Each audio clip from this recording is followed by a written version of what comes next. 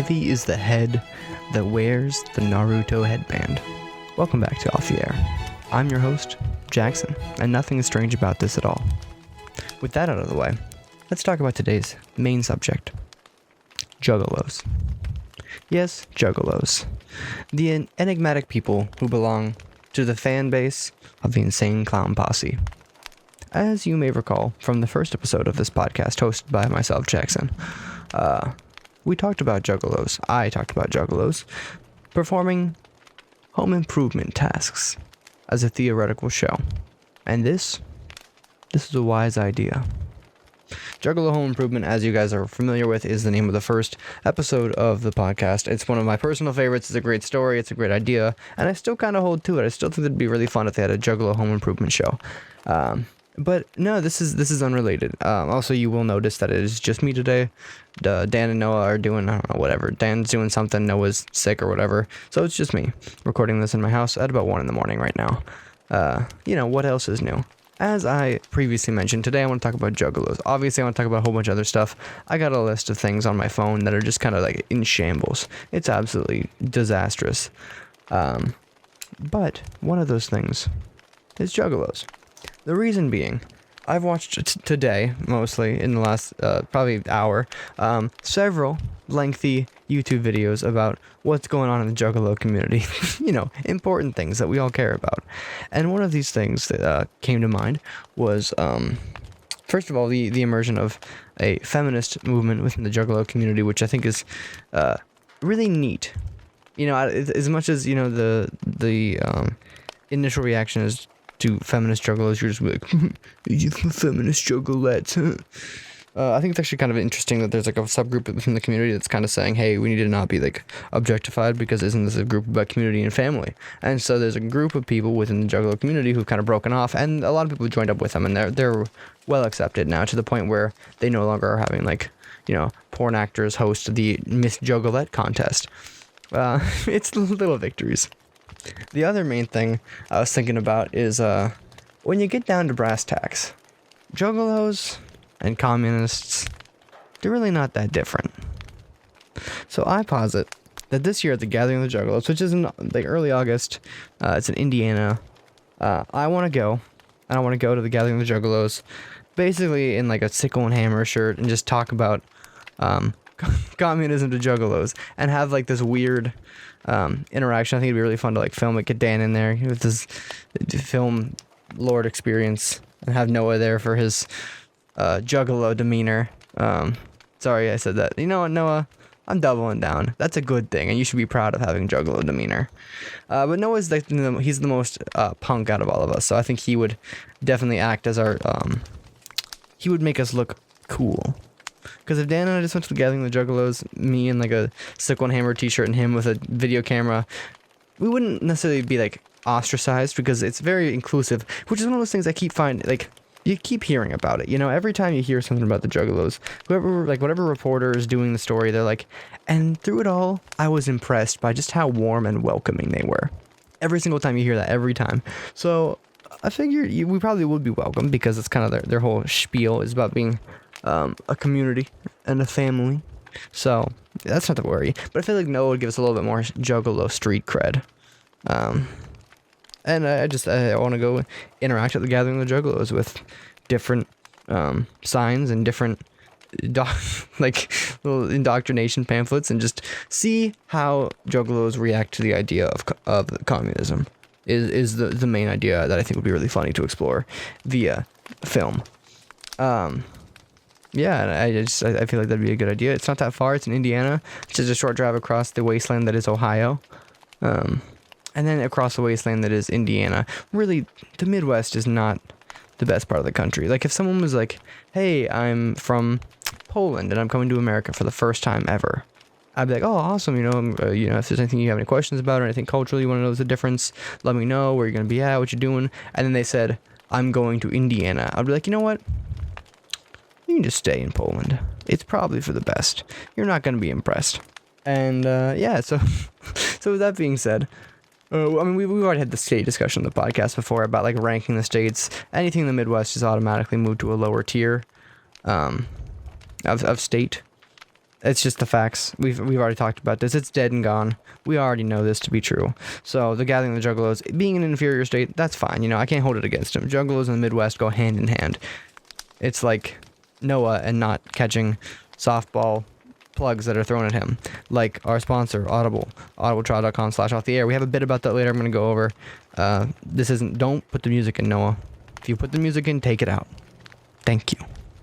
All right, so we'll talk about the sponsor later, but for now, we're gonna transition a little bit away from Juggalos into something that is, it's someone who produces Juggalo energy, and again, that's a good thing. That's not a diss. That's a compliment. Okay, so the person I was referencing there is Kristen Stewart. So Kristen Stewart is in this new movie that's coming out. It's called Underwater. Everything about the trailer gives me like alien vibes, and not in a bad way, not in like this is an alien ripoff. It just kind of like Kristen Stewart kind of has like a Sigourney Weaver thing going for her, where she's kind of like dressed in like simple mechanic kind of gear, like what would be naturally under like a spacesuit, just kind of like some denim, some burlap, some classic, a little bit of flannel action perhaps. And she also has short hair, which kind of, to me signifies Alien Resurrection and the way Sigourney Weaver's character, the way Ripley looked in Alien Resurrection, she had the short hair. So it kind of immediately screams that to me. And also just the idea that, I think I've said this on the podcast before, my feelings about space are space dumb. And it's because my feelings about space are the same as my feeling about the deep ocean. Like, it doesn't matter what you can do down, like what you see down there. Like, the only option you have is to make it like it is up here, down there. Otherwise, you can't do anything there. You can't just, like, hang out in the deep ocean unless you have, like, specialized containment suits, and you can't actually directly touch anything because the pressure will just straight up kill you. It's not that fun. It's like space. It's just, being there is not that fun. You gotta have, like, so much special stuff that being there ends up being you in a thing that is there. And that's half the fun is just being there. Half the fun is, getting your toes in the sand, if you will. But anyway, so that's why kind of the movie immediately screams to me Alien. It looks neat. It looks cool. I like Kristen Stewart, and Noah and I were talking about this the other day. We went out to dinner with Nina, and it was cool. We were just hanging out, talking, and one of the things we talked about was Kristen Stewart. All three of us were like, yeah, she's pretty good. We all like her. And then I found out that is apparently not the normal opinion. Apparently people really don't like Kristen Stewart. I don't know why. I think she's pretty cool.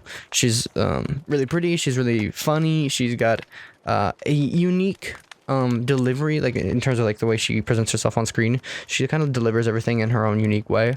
Yeah, I don't know. People just seem to hate her for some reason. I think it's because people still are stuck in that mentality of like 2013, where like the worst thing that could possibly exist is Justin Bieber or Twilight. And I think because people are still kind of stuck in that weird 2013 mentality, they maintain a hatred for a woman who is involved in a property merely to make money and to get a foot into the industry. Like, so I don't personally get it, but yeah, I saw a lot of flack. I saw like a lot of negative comments about this movie via both like Facebook and Twitter. And yeah, I was taken aback by that, because I thought, given my conversation with Noah and Nina, that, the general idea was people were positive about her, not like super fans or not like in love, but they don't hate her, which is what I would have assumed. And yeah, it comes to find out, goes to find out that a lot of people not big fans of Kristen Stewart. But another thing I would like to talk about here today, in relation to media properties, is let me check my list here. I want to make sure I don't skip anything over. On my little my phone. Oh yeah, in relation to media properties, guys. So we didn't talk about this at all when we recorded the podcast. That was the first episode of the new year. That's mostly because we recorded in kind of like a little batch there, because we had a guest coming on, which was Carly, and she had to have, she was showing up at Noah's at a certain time, so we had to kind of put things into a specific time slot, and as a result we ended up just doing 2 episodes back to back because it was convenient. So, I didn't get to talk about what we actually did on New Year's, because at the time New Year's hadn't happened. It was before the year had ended. So this is the first episode recorded after the New Year, and you won't believe what I did. I didn't really talk much about it on social media or anything, so you won't be seeing it there. But I went to Niagara Falls for New Year's Eve, which was interesting. It was kind of an impromptu trip, I guess. My friend Jared and I were talking probably about 1 in the morning on January 30th, which was technically January 31st. because you know how that is. It's technically past midnight. It's the next day. Yes, it is, but for all intents and purposes, and while you're living your life, it does not act as the next day.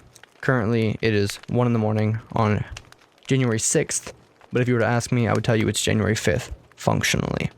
I think we've also probably talked about this on the podcast. It's something I care deeply about, because you don't gotta live your life full of semantics. You're not Rick and Morty. Thank God you're not Rick and Morty. Don't live your life like you are. Alright, now that that lesson has been ingested by you guys, hopefully, because it's a great lesson. We were up late in the night on January 30th, and we were talking, and I was like, what are you guys doing for New Year's tomorrow? And most of my friends were like, we either have to work, or gonna be with my girlfriend, or, we're gonna be going here with Pittsburgh, basically no one's in town. Except for me and my friend Jared. And we had been joking about, not joking, but like half joking about going to Canada for a while, because out of all of our friends, we're the only ones with passports. So I was like, yeah, you just want to go to Canada? And he's like, yeah, sure.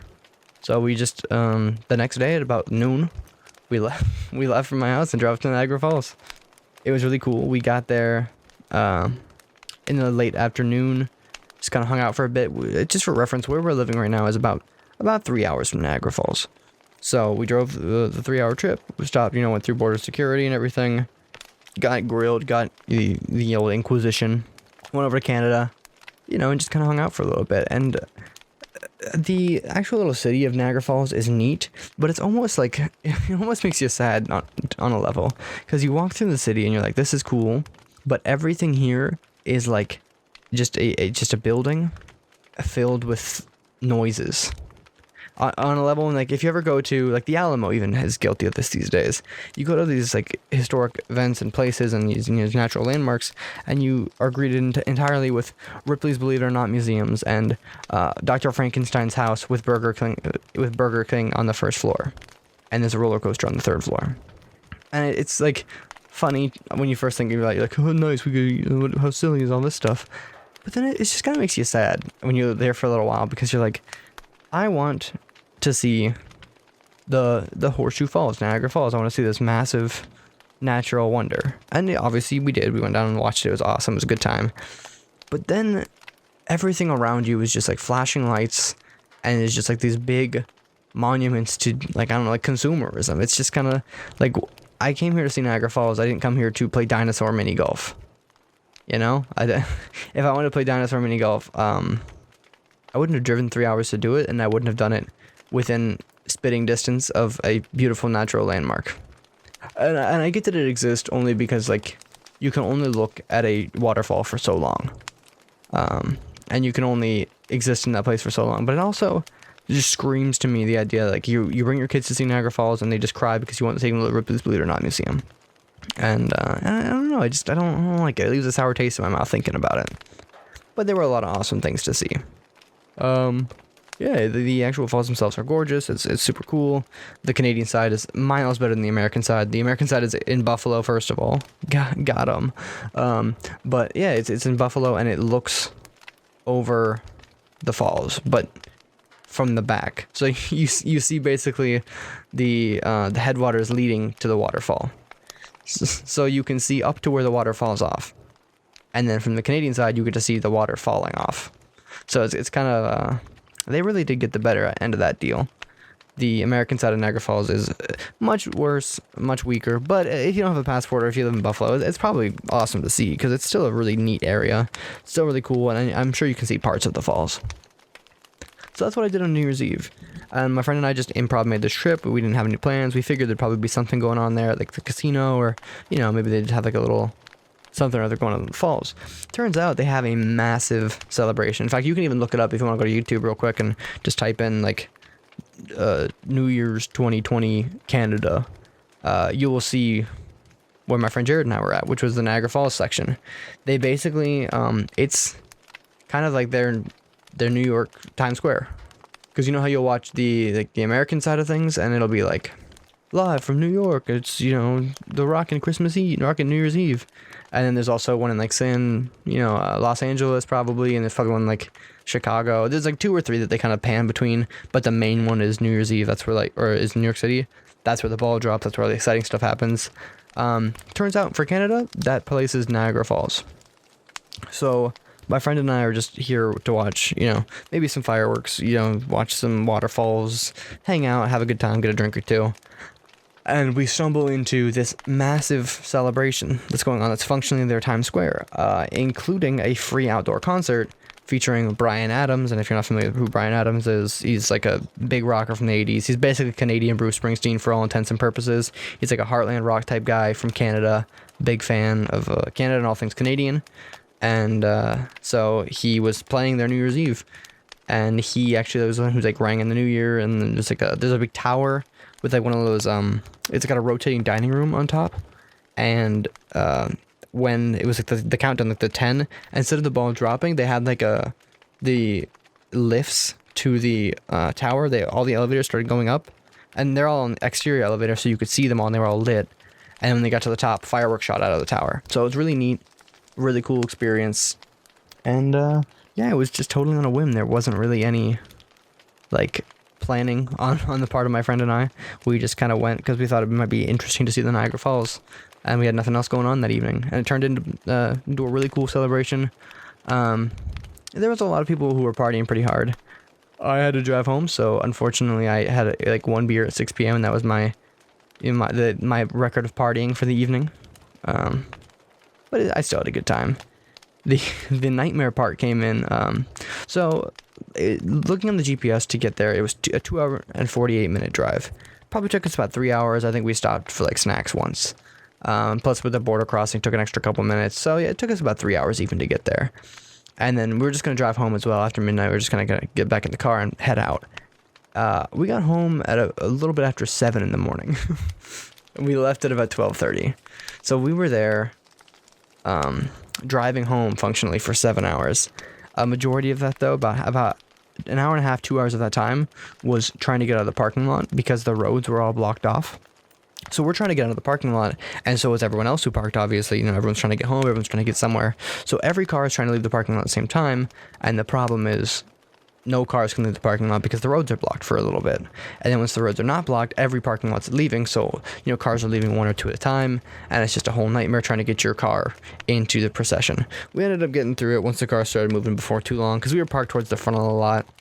Had a pretty funny experience, actually. There were these two girls that were like basically just like not letting anybody through, and you could see them for a while. They were just like really, really like close to the car in front of them. And there was also a guy trying to like cut me off on the side, and I was like, that's kind of rude. It's just wait your turn. We're all getting out here eventually. No one's trapped in the parking lot forever. The parking lot, I swear, is not an eternal condemnation. Like you're getting out here, I'm getting out here. Deep breaths, brother. But anyway, there's two girls like cutting everybody off, and my friend Jared, who's with me, I tell him, I'm like, roll the window down. So he rolls his window down, and we start like flagging the girls in the car, and then they roll down their window, and I'm like, hey, can we go through, please? And they're like, no. And so we talk for a couple seconds. We're like, come on. They're like, come on, come on. So it basically ends up being, I was like, can we please go through? I mean, we asked nicely. And then they're like, you know what? Yeah, go on. So we ended up getting to go through first. So that was pretty cool. It was a fun little experience. And then leaving the parking lot, we encountered an absolute Chad, a legend. It was this man. It was just a drunk, probably Canadian. He might not have been from Canada. It was a drunk man in the middle of the street. Probably, I'm guessing from Canada, because he just seemed like he did not have a care in the world. And if you were a foreigner there, you'd probably be like me, and you would have just had a care in the world. You'd be like, oh. Anyway, it's a drunk man, and he is standing out in traffic, and he is directing traffic. He does not have a vest on. He is clearly inebriated. He is not in a position to be directing traffic. We're at the front of the parking lot. We see drunk guy directing traffic. There's a cop coming down the road towards us, and I'm like, oh god, we're gonna have to be here for a while because this drunk guy's gonna get arrested or whatever. This absolute lad sticks his hand out and motions for the cop car to stop. The police officer stops the car, and then the drunk man signals for me to go. So he stops traffic on the road, and then he lets my car through, and then he signals for the cop to go, and the cop keeps driving. And it was such a wonderful experience, because I was like, only in Canada on New Year's Eve would you see a drunk man directing traffic and a cop saying, you know what, I've got bigger fish to fry? And he's kind of right. Ultimately, that man was not doing anything illegal. In fact, he was kind of helping things. He really did smooth along the procession. He, I guess was able to do a job. I still think it's funny that like he just did that. Like he just straight up directed traffic post New Year's Eve, and it was a huge rush going on. So yeah, we respect him. We stand that man. We stand him. Man, my throat is kind of sore. I've been maybe I'm coming down with something. I think Noah's sick. I was hanging out with Noah the other night. Maybe Noah got me sick. Noah, can you confirm or deny whether or not you got me sick? Beep twice if yes. I don't know. Can Noah just edit in beeps? I mean, I'm sure he can, right? Like, if he edits in the music for when we do the audibletrial.com/off-the-air plug, I'm sure he can edit in a beep or two if he got me sick. Alright, I gave him plenty of time. I gave him ample time to edit in a beep. That was your shot. From now on, Noah's just going to communicate throughout the episode with beeps. Now, but speaking of our sponsor, audibletrial.com/off-the-air, which you can go to receive a free month of Audible, there are several audiobooks that exist. I know, this is a contentious topic. Many people would argue with what I'm about to say here, but audiobooks exist. Much like the society we live in which things are constantly happening. Yeah, so audiobooks exist, and I recently read the audiobook, listened to the audiobook, listened for the first time to a book that I've read before, but it was an audiobook, and I consumed the media. It was media, I consumed it. Breakfast of Champions by Kurt Vonnegut. I don't know if I talked about this on the podcast recently or not, because this was probably about a month ago when I listened to it, but it just came to mind, and I figured I should talk about it if I hadn't already. So the novel itself was, something I read probably when I was like 19 or so and I lived in Waco. And then I didn't necessarily forget about it. I enjoyed it. I thought it was neat. It kind of set it down for a little bit. And then I work at a place, and the owner goes by the nickname Sparky to the close friends and stuff. And we have this one guy who sits at the bar all the time, refers to him by that name. And he's an older gentleman. And at one point in time, he said, you and me, Spark. And there was a, something in my brain just, clicked. Like some kind of, Pavlovian conditioning, or I don't know, some kind of, deep mind memory. When he said the sentence, you and me, Spark, I immediately was like, that's what Dwayne Hoover says to his dog, who is also conveniently nicknamed Sparky, in the book Breakfast of Champions by Kurt Vonnegut. And I don't know why, but it just popped into my head, and I just remembered that all of a sudden. So I got a hankering to read it, but I don't really have access to most of my books right now. They're kind of scrambled and scattered to the wind, and not organized at all, so I couldn't find it anywhere. But you know what I did have? I had a credit on audible.com. So I used my audiobook credit, and when I was driving about, not to Niagara Falls or anything, because again, like I said, this was about a month ago, to and from classes before the semester was over, and just driving places in my car, I would listen to the book. It's a shorter book. I remember I read it in 2 days, because it's not super long. On Audible, it was only 6 hours. But yeah, so I listened to the book again, and it was nice to just kind of go through it.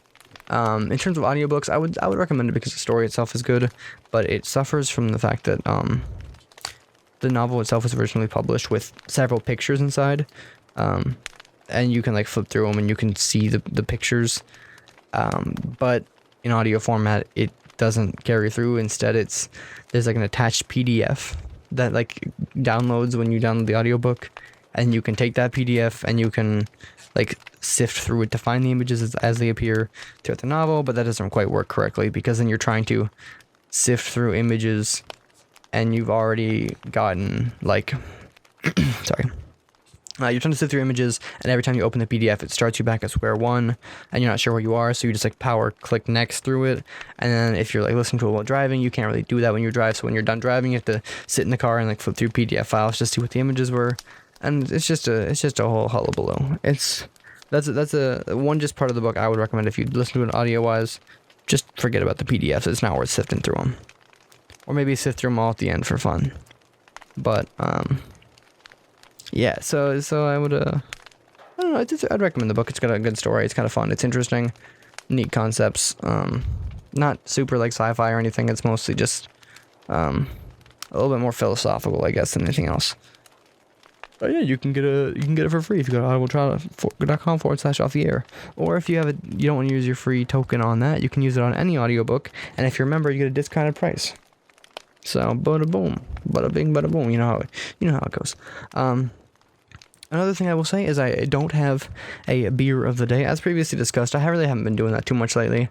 Not that I'm opposed to it, but I don't know. I just don't drink that much beer, or that much in general anymore. Not that I like drank a ton before, but I don't know. Whenever I do drink, it's not casually. It's usually like with friends, and like a more social setting. So not like sitting at home for the most part. Sorry, my cat is using the litter box, so she's making some noise. Freaking cats. Also, one of the reasons I didn't want to drink anything for today on the show, because I had a couple ideas. I was like, I could make a cocktail or something. I could do something interesting. There's something weird to me about the idea of drinking alone in a room talking to myself. And on a level, that's what I do every time I have a beer corner. You know, like on a level, like that is what any of us are doing when we're drinking and recording the podcast, or drinking and playing games, or drinking and streaming. Like there is a level on which that is exactly what you're doing, because you are sitting alone in your room. But it's like, it's different when you're actually alone, because you're not, like, I think we haven't quite, I don't want to say explained it, but we haven't quite pinned down the ideas and the feelings associated with internet togetherness, because it is incredibly different than physical togetherness. And like, you can say, you know, my internet friends are my real friends, and yeah, they are your real friends, but in terms of like a physicality, there's something that can't be gained through internet simulated conversation, through conversation that's had via, you know, messaging, and even like Discord and Skype calls. I don't know, there's just something different about it. Not like terrible or bad, but I think there's like, when you hang up in like a Discord call or a Skype call, when you are with like 3 or 4 people, you can like sit back in a place that you've been this whole time, in an environment that hasn't changed physically, and now you are alone. And I just feel like that's a concept that we haven't really, as a society or as individuals, delved into as much as we need to in order to get past the idea of the separation between internet friends and internet people, and real people and influencers and these content creators who also have a similar effect on our lives. Because on a level, you know, you're talking to a friend on Discord, there's exchange, there's dialogue there. It's not just monologue, it's not just consumption. There's production as well. But when you look at these content creators, for example, I probably talked about my main man, Northern Lion, several times on the podcast. And while I consume a good bit of his content, you know, I usually listen to like an Isaac episode while I fall asleep or something, or, you know, maybe watch his like Hades videos in the afternoon. He's got a lot of good videos that come out, and you know, you get this feeling that you have like a rapport with them, because if like, I understand, you know, that he just moved. I understand his cat's names. I get his cat's feelings. I know Tomo and Ruka, they're always making noise. They always want in the office, but not for long. Silly Tomo, you don't want it in the office for long. You know, and you know those things, and you have that rapport with them.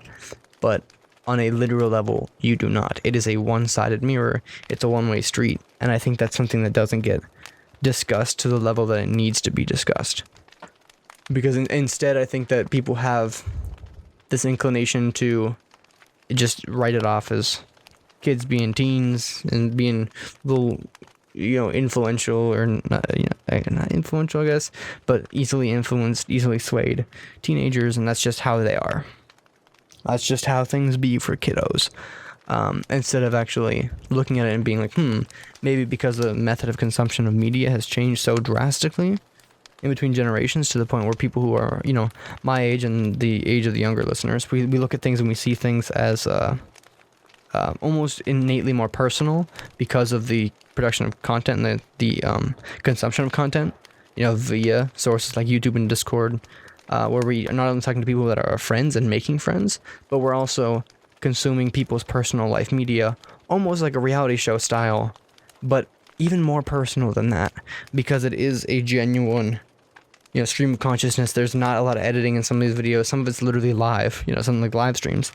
It kind of breeds those like hyper fans who can't separate reality from fiction anymore, because on a level, the reality we are consuming, or the fiction we are consuming, is reality, and we know and identify that, but that doesn't make it less fictional to our personal lives. I feel like I've been talking about this for a little while, and I there's more to be said, but I don't know that it's to be said by me, or at least by me today. Because I've got more ideas on this. I've written a little bit about this, and I think a lot of my personal writing has lately been focused on the idea of the way that we are with each other in a digital space, and the way that there's like a power dynamic that exists between digital friend groups and influencers and content creators that doesn't exist naturally between people outside of, you know, large environments where basically celebrities can rule the public. Instead, you've got like these niche environments that are ruled by their own niche creators and niche producers. It's just, I don't know, I think a lot about it lately. Speaking of creators, Turning Point USA on Tumblr, where you can find me. I'm not ending the episode or anything, I'm just plugging this because I posted a sick meme, original content, that currently is sitting at 80 notes on Tumblr, so I'm kind of famous. It's a Hatsune Miku with an energy sword saying, "This Coachella, be sure to remember, only one blue life matters." Because if you didn't know, Coachella has released their lineup, and Hatsune Miku is playing at Coachella. So, I don't know, figure that out. That is very strange to me. But in a good way, almost.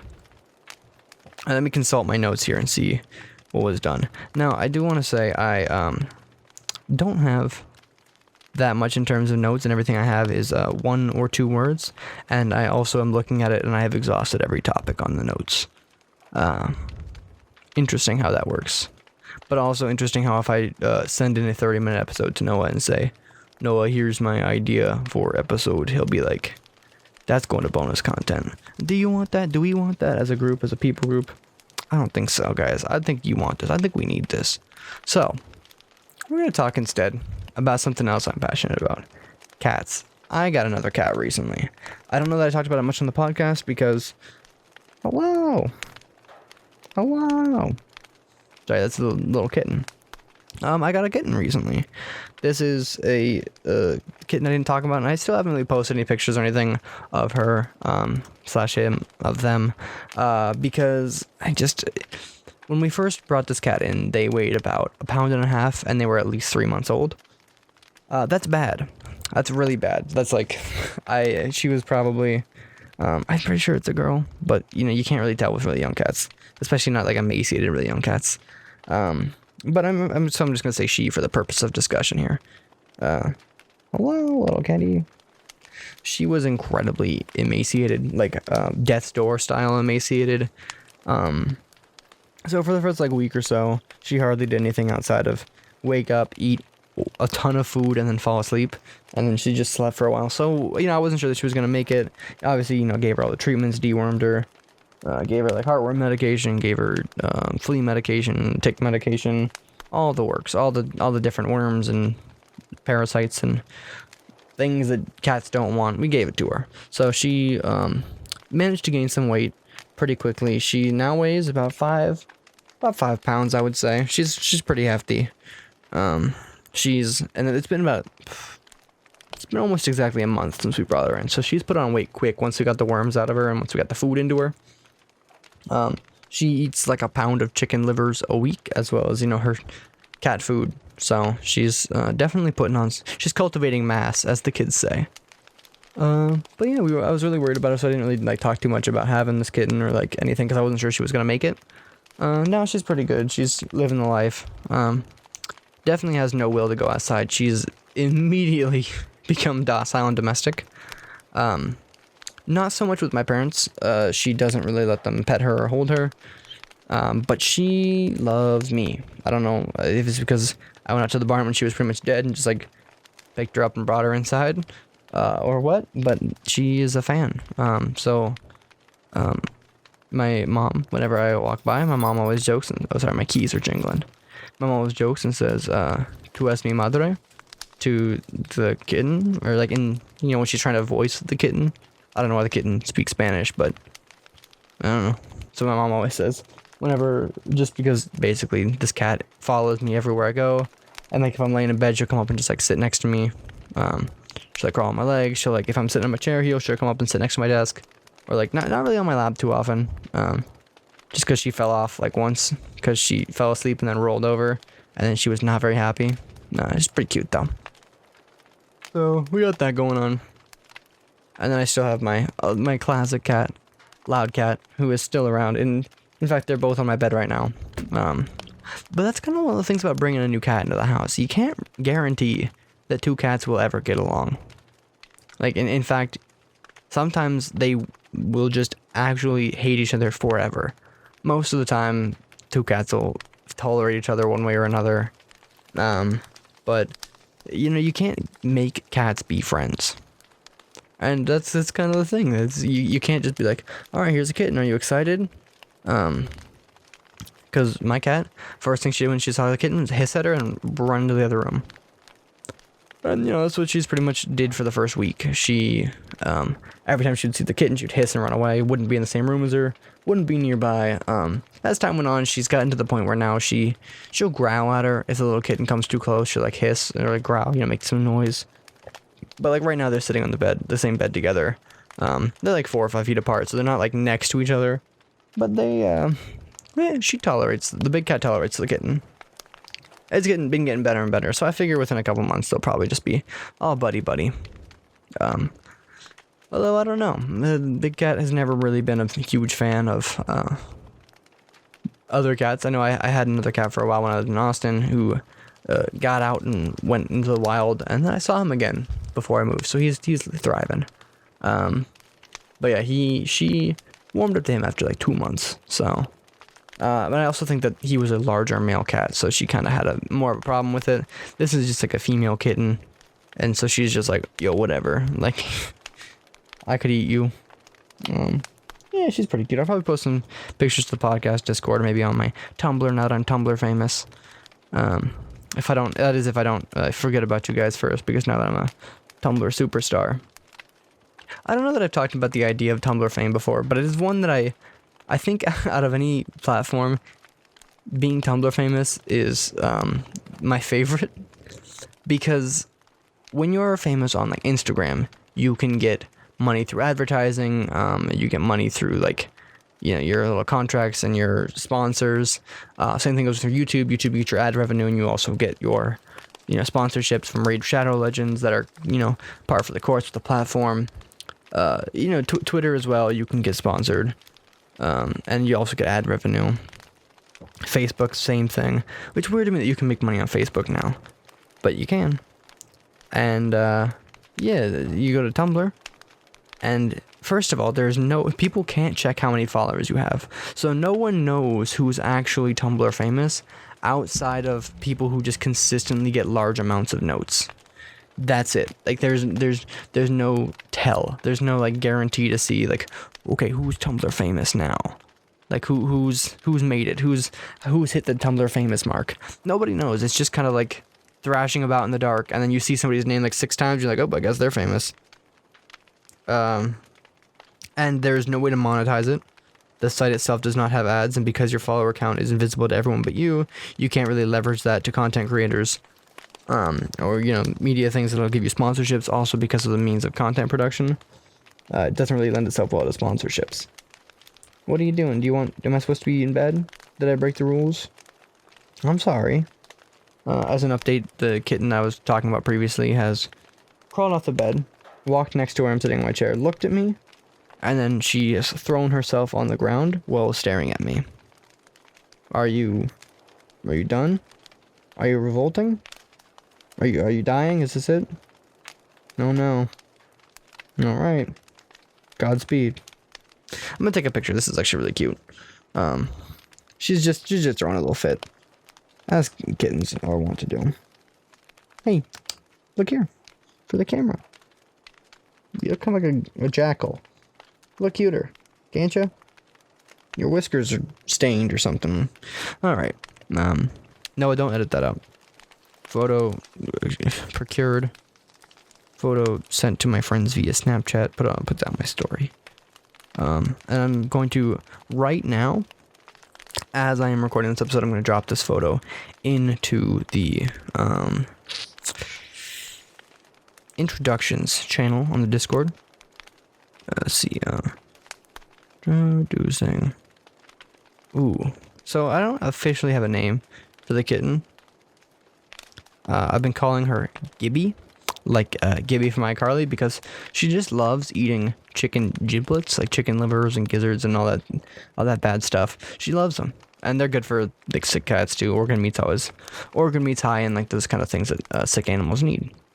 Those like enzymes or whatever. I don't know. That's just what the vet people tell me. So I'm like, all right, I'm gonna give her some giblets.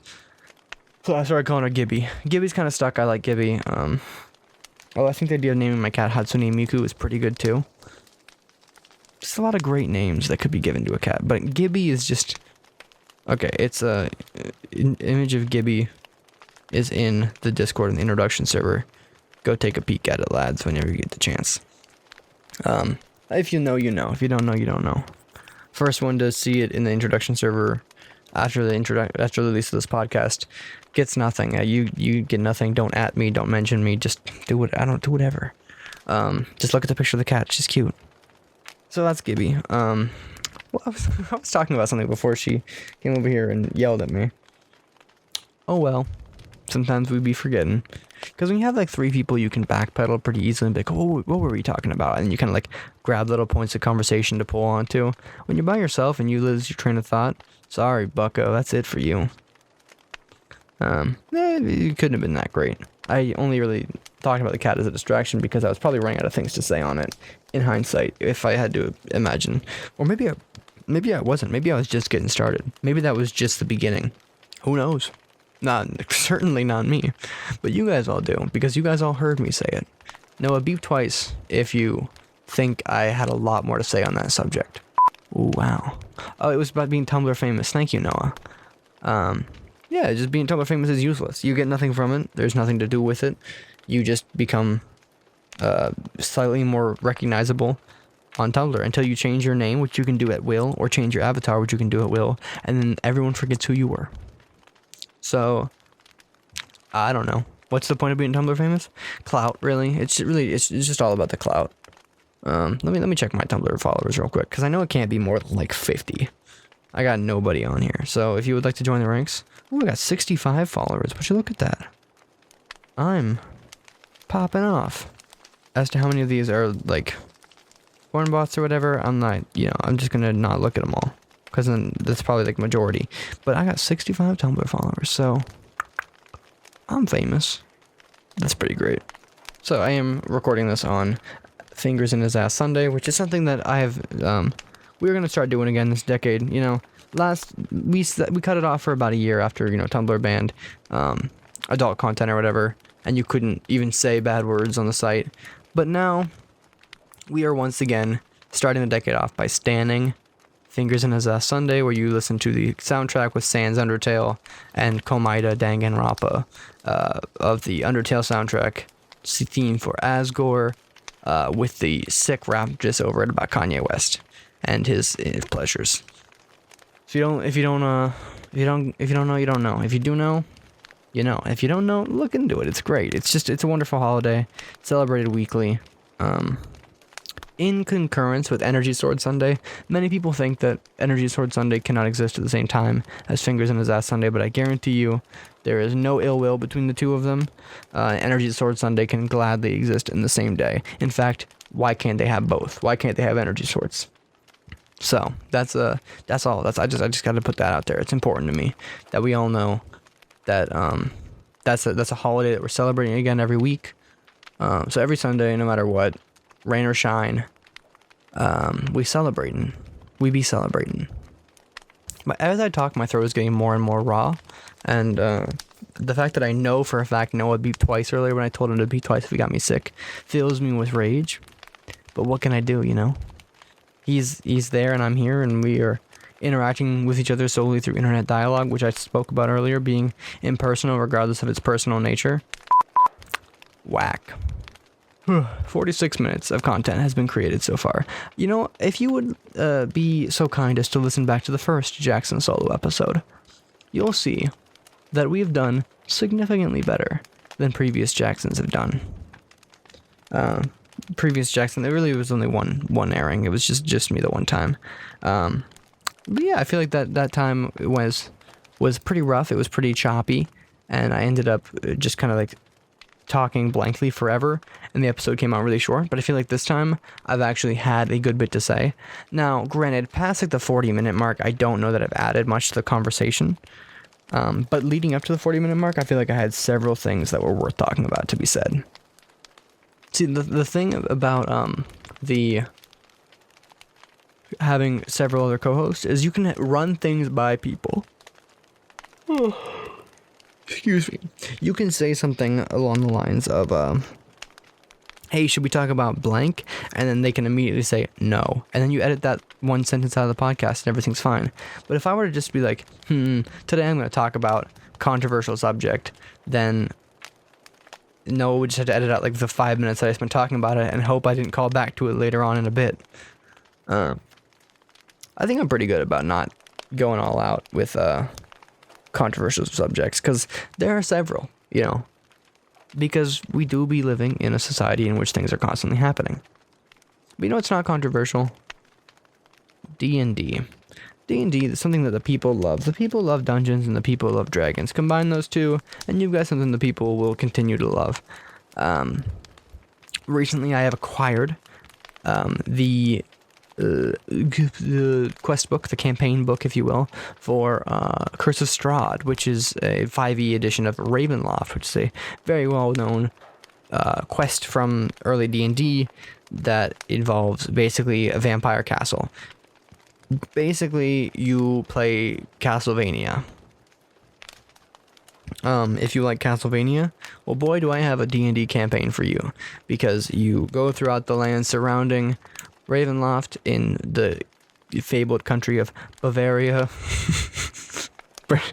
Pretty much, you're pretty much in Bavaria, which is where my ancestors hail from, as a fun fact. Ethnically, and ethically, I am at least partially Bavarian. Anyway, so it's not literally Bavaria, but it's a fictional country it's Transylvania. You're lying to yourself if you give it some other name. Anyway, there you go through the surrounding lands and you collect relics for your quest, and you meet kooky townsfolk, and then you fight Dracula. All of that is not exactly what happens. There's a lot more to it. There's a lot of intricacies. There's a lot of small things that can be embellished. A lot of role-playing aspects that go, under the table when you summarize things. It's an oversimplification for the point of me telling you that this is a story where you play D&D, but sometimes with Dracula. That's it. So, if that sounds like your cup of tea, well, I don't know, like, look into it and go play it somewhere. I'm thinking about starting with some of my friends, perhaps Noah, perhaps Nina. We'll see who wants to show up, who wants to, do the D&D. I got some other friends who are already involved. But it looks like a fun time. It looks like a fun quest to run. Yeah, and it's exciting. I've DM'd before. It's actually the only thing I've ever done. I've never been a player character before, because I am the take one for the teamer out of my friend group. I'm like the designated, somebody's got to take one for the team, and I don't mind DMing. It's kind of fun. Plus, it gives you like more control over like the story, and it saves you from having to deal with someone who's in charge being incompetent. Not actually having done the research, not answering the questions. So everybody wins. It's looking to be a good time. I'll probably start sometime this semester. And I just know that's something that people on the internet are really into. They're like, you know what we love? We love D&D. You're like, all right. It's a good time. This kitten is so cute, guys. Go look on the introductions page. You won't regret it. In terms of video games that have been coming out lately, I haven't really been playing that many, but I have been playing the game that I talked about last. I believe we talked about it on the podcast, not just like off the podcast, just chatting. But it may have just been when we were chatting. It is Hades. It is by Supergiant Games. They made Bastion and Transistor. I have successfully played about 30 hours of it since the last recording, which is not, it's not a week ago, it was 2 weeks ago, because like I said, we recorded in a little batch, so that's not as insane as it sounds. But I've been playing a lot of Hades. I've gotten really good at it. I'm on like a win streak of 10 right now. And it's a lot of fun. It's one of the best roguelikes I've played in recent memory. But it kind of suffers from the same fate as Dead Cells, if you've ever played Dead Cells, which is, it can be solved. Whereas like Isaac can be solved through like skill, but Isaac revolves a lot more about just getting good items. Whereas like Hades, you can just solve it through skill. It's a very skill focused game, and you can really get through it. If you're proficient with the game, you can carry most any run, which is fun. But it also makes the game suffer a little bit, especially because a complaint that I initially had, and I think a lot of my friends who picked up the game have been having, is that the Hades fight, like, we could obviously name the game Hades. Surprise, surprise, you fight Hades. The Hades fight is the current final boss. It's not like, it's not spoilers, but it's also like, because it's a roguelike, you can't really spoil a roguelike because you do runs. Anyway, it's not like the final boss. They're going to add more levels later, but it's still very early access. Yeah, the Hades fight is miles harder than the rest of the game. So a lot of people have been saying that the final boss, at least the current final boss, is a bit of like a bottleneck, because any run can get to Hades, but not any run can beat Hades, is kind of like the new player trap that my friends have experienced, and I experienced as well before I kind of crossed that hump. But then since then, I've pretty much won every run. So that's kind of the problem, but that's not the only roguelike that suffers from becoming winnable. And I think a game that really solved that problem well was the Rogue Legacy, where it's not that the game's goal is to be won in terms of like streaks, but the game's goal is to eventually complete a run. Like, you know, you die so many times in each run, you get like permanent upgrades to the town, and then eventually one of your descendants wins the game. That's kind of the idea that I think Rogue Legacy hit the nail on the head with, where it's kind of like you don't do a ton of runs, but you do, you know, a ton of like runs up to a certain point. You know, you don't do a ton of victories, you know, grind out wins and streaks. You just try and get a win. And I'm sure there's a post game and a late game and like a replay value for Rogue Legacy. I only ever beat it once and kind of put the game down. It's fun though, and I like the way they handled that. Hades is similar, but not the same. It kind of seems like once you get far, you're gonna get far every time. It took me like 23 escapes to win. But then I've since escaped like I've tried like 37 times and I've won like 16. Those obviously aren't the real numbers, but it's something like I've won like 80% of the runs past my first win. So it kind of feels very much like the game builds you up, and then you hit the plateau, and then you've done it. You beat the game. You can continue beating the game. It's still fun though. There's still plenty of things to unlock, and there's things coming out. I know there's a major update scheduled for release in about 2 weeks. They're going to do one every 30 days. They're going to be putting another Olympian into the game. The gameplay itself, you kind of go through the rooms and you pick up like boons from Olympians. So like Dionysus will give you a boon, and you know, Zeus and Poseidon and Artemis. They're not all in the game though. They're still missing a couple. They're missing like Apollo, Hephaestus, and Hera, namely. Obviously Hades doesn't give you any boons because, you know, that'd be kind of weird. So they're missing Apollo, Hephaestus, and Hera in terms of Olympians to give you boons. And I think it'd be really neat if in the next patch they did like Apollo. I don't know what his boon would be, but maybe something where it like does fire damage, that like in an area, like wherever your attack hits, it leaves like a burnt spot on the ground. That'd be cool. We'll see what happens. But yeah, they're adding another Olympian in pretty soon, as well as some new items, potentially a new weapon, and then some new enemy variants. So they've done a good job of updating it and continuing to make the game harder, because like I said, the game I don't believe is supposed to end where it ends currently. there's going to be more floors, more exploration, more story. So we will see kind of where that goes in the future. But for now, I'm very satisfied with the product. I think it's a good time. And it offered me like 35 hours of enjoyment, that's pretty good. Well, I think I'm going to cut the episode here. I think I'm going to probably call it a night. It's been a solid hour of recording. Obviously, once some of the silences and pauses and the repeats are edited out, it's going to be 10 minutes long. No, I think it's, there won't be that many cuts to be made. I mean, sure, no, it'd be twice if you had to cut out more than 10 minutes of content. Nice. Yeah, I actually have no idea if you cut out 10 minutes. I have no idea how much Noah cut out. Hopefully not that much, because I feel like I really did okay here. I think I didn't screw it all up. That being said, I'm going to stop while I'm ahead. You can find me on Tumblr at Turning Point USA. Don't find me with that link on other social media sites, because it's just like a young right-wing propaganda group. They're very strange. They're like alt-right almost. I don't know. They're weird. But I took the name on Tumblr, so they can't get me there. Find me at other things, other places. I'm on the Discord server occasionally. Don't at me, don't mention me, don't message me. You guys know where to find the podcast. Podcast.com.